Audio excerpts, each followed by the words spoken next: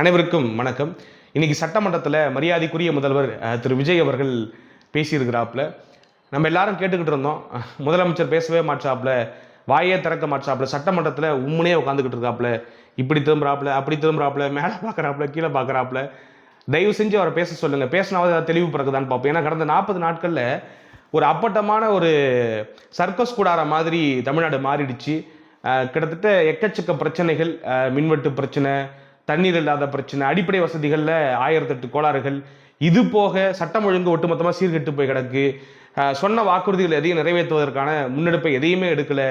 எதை கேட்டாலும் blame game, திமுக மீது பழி போடுவது, இல்லை மற்றவர்கள் மீது பழி போடுவது, இப்படியே போய்கிட்டு இருக்கு. மாற்றம்ங்கிற பேரில் மிகப்பெரிய ஆபத்தில் போய் சிக்கிட்டோமோ அப்படின்னு சொல்லிட்டு ஒட்டுமொத்த தமிழ்நாடு மக்களும் குழப்பத்தில் ஆழ்ந்திருந்த சூழல்ல இவர் பேசினாவது தெளிவு பிறக்குமோ, சட்டமன்றத்தில் பேசுவாரோ அப்படின்னு எதிர்பார்த்து காத்துக்கிட்டு இருந்தாங்க. ஆனால் இவர் உங்கள் எல்லாரையும் சர்ப்ரைஸ் பண்ணுற பாருங்க அப்படின்னு சொல்லிட்டு கடந்த ஒரு 3-4 நாட்களாக அமைதியாகவே உட்காந்துக்கிட்டு இருந்தாப்புல. முத நாளே இந்த மாதிரியான பிரச்சனைகள் குறித்துலாம் வாய் திறந்து பேசுங்க சிஎம்னு சொல்லிட்டு எதிர்கட்சி வந்துட்டு போர்டெலாம் எடுத்துகிட்டு வந்தாங்க. ஆனால் இவர் அமைதியாகவே இருந்தாப்புல. கடைசியாக நான் வரேன் பாரு அப்படின்னு சொல்லிட்டு 3 நாள் ரிஹர்சல்லாம் பண்ணிட்டு 4வது நாள் கிட்டத்தட்ட ஒரு 4 பக்கத்துக்கு தயாரிச்சுட்டு வந்துட்டாப்புல தன்னுடைய பதிலுரையை. அந்த பதிலுரையில் பார்த்தீங்கன்னாக்கா வழக்கமான அதே பாணி தான். அவரை பொறுத்த வரைக்கும் அவர் ரொம்ப தெளிவாக இருக்கிறாருங்க.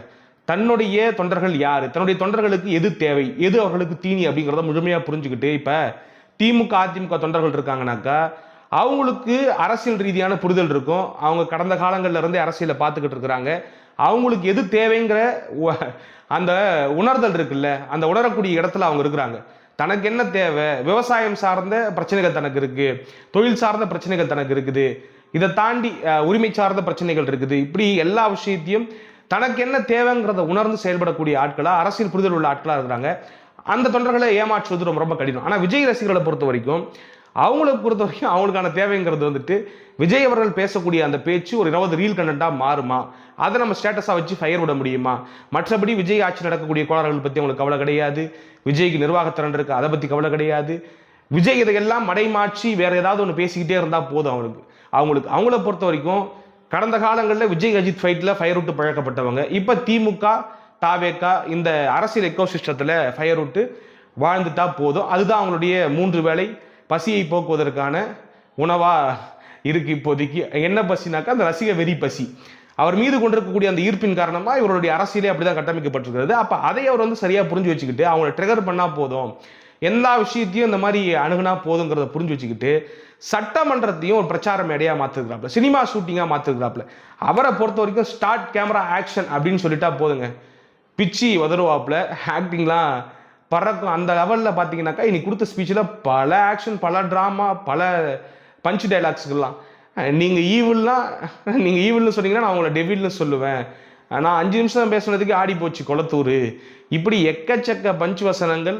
நமக்கு வந்துட்டு என்னடா இது, தமிழ்நாடு சட்டமன்றத்தில் இப்படி ஒரு உரையே கேட்டது இல்லையே. எனக்கு எக்ஸ்ட்ராடனரி ஸ்பீச் பை சிஎம்னு சொல்ல தான் ஆசை. ஆனால் இது வரைக்கும் தமிழக அரசு வரலாற்றில் சட்டமன்றத்தில் எத்தனையோ முதல்வர்கள்லாம் பேசியிருக்கிறாங்க.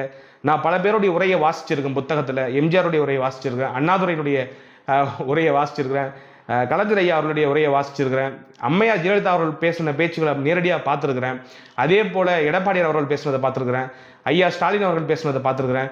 இப்படி எல்லார் பேசியதையும் பார்த்த நான் அவர்கள் எப்படி சிஎமாக நடந்து கொண்டார்கள், அவர்கள் எப்படி அந்த உரையை நிகழ்த்துவார்கள் என்பதையெல்லாம் உள்வாங்கி கொண்டிருக்கக்கூடிய நான், தமிழ்நாடு சட்டசபைக்கு என்று மரபு இருக்கிறது, உலகம் முழுக்கவே வச்சுக்கங்களேன், உலகம் முழுக்கவே இந்த மாதிரி வந்துட்டு ஒரு சட்டமன்றம் இருக்குது, ஒரு அசம்பிளி இருக்குனாக்கா அதுக்குன்னு ஒரு மரபு இருக்குது, எப்படி பேசணும், அதுவும் சிஎம் எப்படி அணுகணும் அப்படிங்கிறது. அது டோட்டலாக டீவியேட் ஆகி சம்மந்தம் ஏதேதோ பேசி குட்டி கதை சொல்கிறேன், அந்த கதை சொல்கிறேன்னு இப்போ அந்த குட்டி கதை அவருக்கு எதிராக திரும்பிடுச்சு. என்னப்போ உன் கதையை நீயே சொல்கிறேங்கிற அளவுக்கு கேட்க ஆரம்பிச்சிட்டாங்க. இதெல்லாம் நமக்கு ரொம்ப புதுசாக இருக்குது, ரொம்ப ஆக்வர்டாக இருக்குது. ஆனால் அந்த கூட்டத்துக்கு அது பெரும் கொண்டாட்டமாக இருக்குது. அதை தான் அவர் உண்மையிலேயே அந்த வகையில் விஜய் வந்துட்டு புத்திசாலின்னு நான் நினைக்கிறேன். விஜய் தன்னுடைய அணுகுமுறையை மாற்றாமல் இருப்பதற்கான காரணம், எப்படி நாம் அவர்களை ஏமாற்றணுமோ அந்த வலையில் அப்படி நம்ம அவர்களை வைத்திருப்போம், அவர்களை கொஞ்சம் கூட அரசியல் தெளிவு பெற்றவர்களாக நம்ம மாற்றிவிடக்கூடாது. தமிழ் சமூகத்தை பொறுத்த வரைக்கும் நம்ம எல்லாரும் லிட்ரேட் தாங்க. இன்னைக்கு நாம் எல்லாரும் பொலிட்டிக்கலி லிட்ரேட்டான்னு கேட்டீங்கன்னாக்கா அது எந்த சமூகத்திலையும் சாத்தியப்படாத ஒன்று. ஒட்டுமொத்தமாக ஒரு பெரும் சமூகத்தை அரசியல்படுத்துவது என்பது ரொம்ப ரொம்ப கஷ்டமான ஒன்று, மிகப்பெரிய காரியம். அந்த வகையில் நம்ம கொஞ்சம் கொஞ்சம் முயற்சி செஞ்சுக்கிட்டே இருந்தோம். ஆனால் இடையில திமுக அதிமுக செஞ்ச மிகப்பெரிய தவறு என்ன தெரியுமா, இவர்களுக்கு படிப்பு கொடுத்தாங்க, வேலை வாய்ப்பை கொடுத்தாங்க, எல்லாத்தையுமே கொடுத்தாங்க. ஆனால் இந்த அரசியல் அறிவை கொடுக்காம விட்டுட்டாங்க. அரசியல் விட்டு இளைஞர்களை பெருமளவுக்கு விலக்கி வச்சதன் காரணமாக இவர்கள் எல்லோரும் சுறா படம் பார்த்து, வேட்டைக்காரன் படம் பார்த்து இப்படியாக வளர்ந்தவர்கள் என்கிற அடிப்படையில் ஒரு போஸ்ட்லாம் போடுறாங்க. நிறைய பேர் உங்களை இப்படி தான் பேசுவாங்க. ஆனால் அதெல்லாம் நீங்கள் எடுத்துக்காதீங்க அண்ணா, நீங்கள் ஆக்ஷனில் மட்டும் காமிங்க. ஆக்ஷனில் கடைசியாக ஒன்று காமிச்சாப்புல, இதுதான் இது வரைக்கும் விஜய் பண்ணுறக்கூடிய ஆக்ஷன் அப்படின்னாப்புல. அதுதான் விஜய் பண்ணுறக்கூடிய ஆக்ஷன் நினைக்கிறேன். அது சட்டமன்றத்தில் வந்து இந்த மாதிரியான கோமாளித்தனத்தெல்லாம் அரங்கேற்றுவதை பார்க்கும் பொழுது உள்ளபடியே வேதனையாக இருக்குது. இத்தனை நாளாக நம்ம அரசியலை பார்க்குறோம், என்னடா அது இந்த மாதிரி நடந்துகிட்டு இருக்கு. தமிழ்நாட்டை எப்படி மற்றவர்கள் பார்ப்பார்கள், மற்ற மாநிலத்தை சார்ந்தவர்கள்லாம் எவ்வளவு இழிவாக பார்ப்பார்கள் அப்படிங்கிறத நினைக்கும் பொழுதே ரொம்ப இதுவாக இருந்தது. ஒரு கோட் கூட படித்தேன் நான்.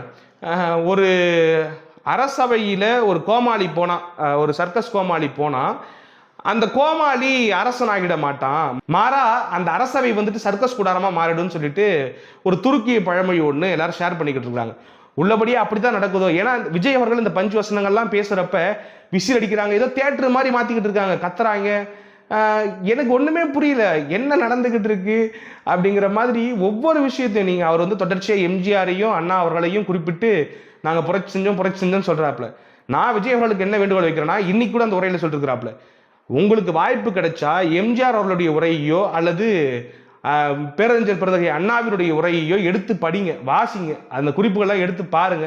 தயவு செஞ்சு இவ்வளவு கேவலமா அவர்கள் உரையாற்றிருக்கிறார்களா அப்படிங்கிறத நீங்களே புரிஞ்சுப்பீங்க. ஒருவேளை உங்களுக்கு இதெல்லாம் கடினமா இருந்ததுன்னா தயவு செஞ்சு சொல்லிடுங்க, இதுக்கப்புறம் என்னுடைய உரை இப்படிதான் இருக்குன்னு சொல்லிட்டு நாங்கள் அதுக்கு தயாராகிக்கிறோம். ஏன்னா உங்களுக்கு ஓட்டு போட்டு இருக்கக்கூடிய ஆட்கள் என்னமோ 35% தான், 65% பேர் எதுக்கு நாங்கள் சகிச்சுக்கணும் அப்படிங்கிற கேள்வி இருக்குல்ல. அதனால எங்களுடைய கேள்விகளை நாங்கள் வச்சுக்கிட்டே தான் இருப்போம். இப்படி முக்கியமான விஷயங்கள் எதையுமே உரையாடாம, விவசாயிகள் கடன் குறித்து ஆழமான பதிவு எதுவுமே பண்ணாம, எதுக்கு எடுத்தாலும் மக்கள் புரிஞ்சுப்பாங்க, மக்களுக்கு தெரியும், இவங்கள பார்த்துக்கிட்டு இருக்காங்க, அவங்கள பார்த்துக்கிட்டு இருக்காங்க, எல்லாரும் பார்த்துக்கிட்டு தான் இருக்காங்க, இந்த கோமாளித்தனத்தையும் பார்த்துக்கிட்டு தான் இருக்காங்க. மேகதாது அணை குறித்து தெளிவான விளக்கம் கொடுக்க நமக்கு தெம்பு திராணியும் கிடையாது.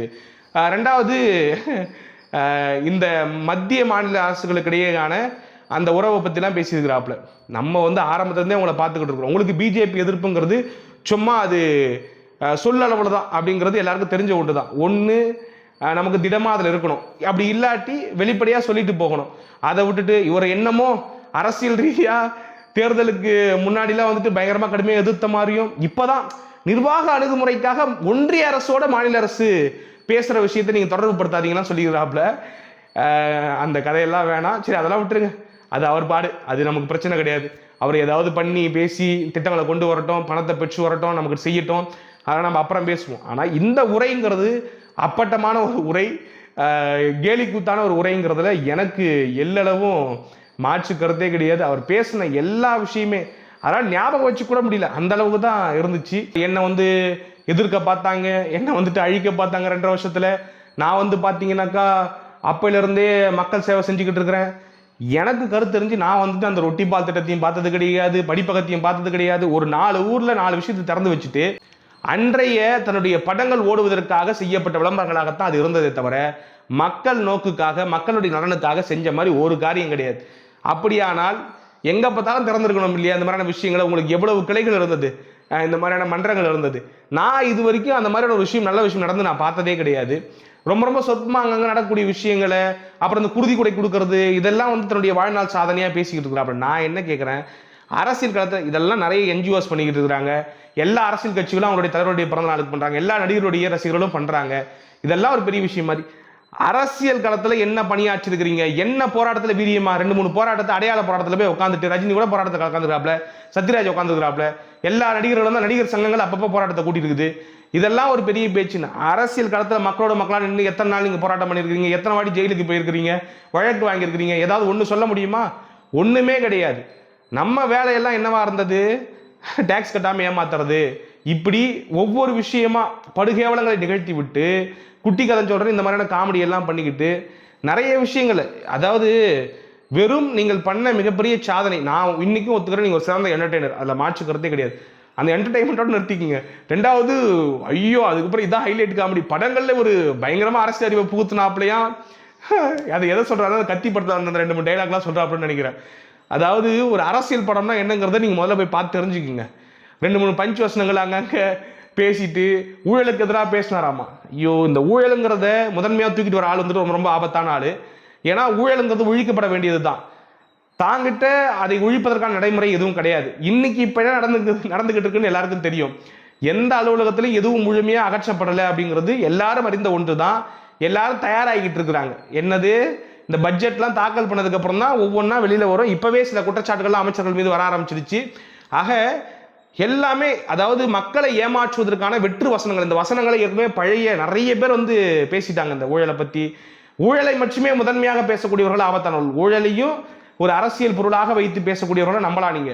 ஆனா ஊழலை நான் ஒழிக்க வந்திருக்கிறேன்னு மட்டுமே பேசக்கூடிய ஆட்கள் ரொம்ப ரொம்ப ஆபத்தானவர்கள். அப்படிப்பட்ட ஆள் தான் விஜய். ஏன் அப்படி சொல்ல வரேன்னாக்கா, இந்த ஊழலை மட்டுமே முதன்மைப்படுத்தி ஒரு ஆள் வராருனாக்கா அவருக்கு எதுவுமே தெரிலன்னு அர்த்தம்.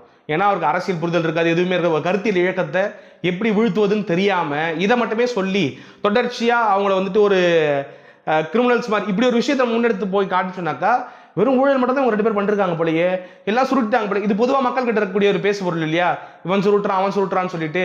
ஆக மக்கள் கிட்ட அவங்க அடைந்த அந்த முன்னேற்றத்தை ஒட்டுமொத்தமா மறைச்சி அதை திரை போட்டு காலி பண்ணி இதை மட்டுமே முன்னாடி சொல்லி சொல்லி ஆட்சி வந்துட்டு கடைசியில் இவங்க எல்லாம் ஊழல் பெருச்சாளிகளா இருப்பாங்க. இப்பவே நிறைய குற்றச்சாட்டு வருது, நம்ம முன்னாடியே சொன்ன பார்த்தீங்களா. அந்த மாதிரி இது நீங்க அது பாருங்களேன். இந்த வசனம், வெற்று வசனம் நீங்க நிறைய தொட விட மாட்டேன், தொட்டா விட மாட்டேன், அது அப்படி இப்படின்னு அது ஒரு பக்கம் நம்ம அதை பார்க்க தான் போறோம். இது ஒரு பக்கம் இருக்க, இவங்களுக்கு வேற எதுவுமே தெரியாது. ஒரு சமூக முன்னேற்றத்துக்கு என்ன பண்ணணும் எதுவுமே. ஆனால் அதிமுக யோசிச்சு பாருங்க, அவங்க வந்துட்டு எல்லா வளர்ச்சிக்கும், கல்வி வளர்ச்சிக்காக இருக்கட்டும், சமூக முன்னேற்றத்துக்காக இருக்கட்டும், இல்லை வந்துட்டு வேலை வாய்ப்புக்காக இருக்கட்டும், தொழில் வளர்ச்சிக்காக இருக்கட்டும், தொழில் பெருக்கத்துக்காக இருக்கட்டும், இப்படி எல்லா குறியீடுகள்லையும் ஹெல்த்தாக இருக்கட்டும், எந்த செக்டர் எடுத்துக்கங்களேன், எல்லாத்திலையும் தமிழகத்தை முன்னேற்ற மாநிலமாக மாற்றிருக்காங்கனாக்கா அவங்களுக்கு ஒரு கொள்கை இருக்குது. அந்த கொள்கை வழி நின்று அவர்கள் உருவாக்கிய செயல் திட்டங்கள் இன்னைக்கு தமிழ்நாட்டை இந்த அளவுக்கு உயர்த்தி இருக்குது. அப்போ இந்த இயக்கங்களை அடியோடு வீழ்த்தி விட்டு நம்ம ஹம்பக்கா ஒரு கூட்டம், இதுல பதவி வரி பத்தி தான் அவர் பேசியிருக்கிறாப்ல. எதில் இருக்கக்கூடிய திமுக பத்தி கடுமையான பதவி வரி பிடித்தவர் விஜய் தான். தன் சினிமா பயணத்தில் இருக்கும் பொழுது மிகப்பெரிய அளவுக்கு எந்த உதவியுமே செய்யாத ஒரு ஆள், இப்படிப்பட்ட ஒரு நபர் வந்துட்டு எப்படி வந்துட்டு தமிழ்நாட்டை வந்துட்டு முன்னேற்றி கொண்டு போவார், அவருக்கு என்ன தெரியும் அப்படிங்கிற அந்த கேள்வி இருக்குல்ல.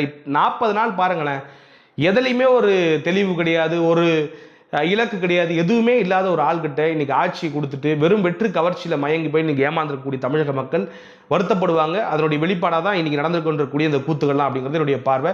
நான் 40 நாள் இதை செஞ்சுட்டேன் அதை செஞ்சுட்டேன்னு சொல்லிட்டு ஒரு பட்டியலை வாசிச்சாப்ல. அம்மா உணவகத்தை புதுப்பிக்க சொல்லிட்டேன், 1000 ரூபாயை கண்டினியூ பண்ண சொல்லிட்டேன். அதே போல ஏற்கனவே திமுக அதிமுக ஆட்சியில் கொண்டு வரப்பட்ட திட்டங்களை தொடர்வது தான் இவருடைய 40 நாள் ஆட்சி சாதனை. இவர் வந்துட்டு ஏடிஎம்கே மேனேஜருங்கிறத அவரே சொந்த வாக்கு மூலமாக கொடுத்துருக்குறாப்புல. அப்புறம் சட்டம் ஒழுங்கு என்கிட்ட கேட்காதீங்க, நான் அப்படிதான் சொல்லுவேன் பிரச்சாரத்தில். நான் வந்த முதல் நொடியிலிருந்து பெண்களுக்கு பாதுகாப்பு இருக்கணும், அதுக்கப்புறம் இங்கே வந்து கேட்டால் நீங்கள் தான் காரணம், நீங்கள் போதைப் பொருளாக தடுக்காம விட்டீங்க அப்படின்னு நான் பழி போடுவேன்றத அவரே வெளிப்படுத்திருக்கிறாப்புல. ஆக எதற்குமே எவன் ஒருவன் எந்த ஒரு தலைமை வந்துட்டு எதற்கெடுத்தாலும் நீங்கள் கடந்த காலங்களில் கூட அரசியல் காரணங்களுக்காக நீங்கள் இந்த ஆட்சியில் இதை செஞ்சீங்க அதை செஞ்சீங்கன்னு மாறி மாறி குறை சொல்லிப்பாங்க. ஆனால் எல்லா விஷயத்துக்கும் தலையிலிருந்து முடி வரைக்கும் எல்லாத்துக்கும் காரணம் திமுக தான் ஒருத்தர் பேச ஆரம்பிச்சிட்டாரு அப்படின்னாலே அவர் ஏழாமையினுடைய உச்சத்தில் இருக்காருன்னு அர்த்தம். ஏழாமையினுடைய உச்சம் தான் நடிகர் விஜய். தமிழ்நாட்டு மக்களினுடைய ஏமாற்றம், அதாவது மிகப்பெரிய ஏமாற்றம், இது மாற்றம்லாம் கிடையாது, ஏமாற்றம். அதுக்கப்புறம் சொல்லணும்னாக்கா கவர்ச்சி அரசியலுடைய மிச்ச சொச்சம் தான் விஜய் நினைக்கிறேன். ஒரு வெற்று நடிகருக்காக எதுவுமே இல்லை, அவர் ஒரு குறை கூட கூட சொல்ல மாட்டேன், வெறும் கூட அவர் அப்படிப்பட்ட ஒரு ஆள் தான் இன்னைக்கு வந்துட்டு ஒரு ஸ்பீச்சை கொடுத்துக்கிறாப்புல. அதையும் ஃபயர் விட்டுக்காக ஏதோ பண்ண போறாங்க, அது வேற காமெடி. ஆனால் நம்மளுடைய முயற்சி என்னன்னாக்கா அந்த பிள்ளைகள்ல இருந்து அந்த ஆட்கள்ல இருந்து குறைந்தபட்சம் ஒரு 10 பேரையாவது மீட்டு எடுத்துட மாட்டோமா அப்படிங்கிறதுக்காக தான் திரும்ப நம்ம பேசிக்கிட்டே இருக்கிறோம். உங்களுடைய பார்வை என்ன, விஜயனுடைய ஸ்பீச் எப்படி இருந்தது அப்படிங்கிறத கமெண்ட் பாக்ஸ் சொல்லுங்க. Tata bye by.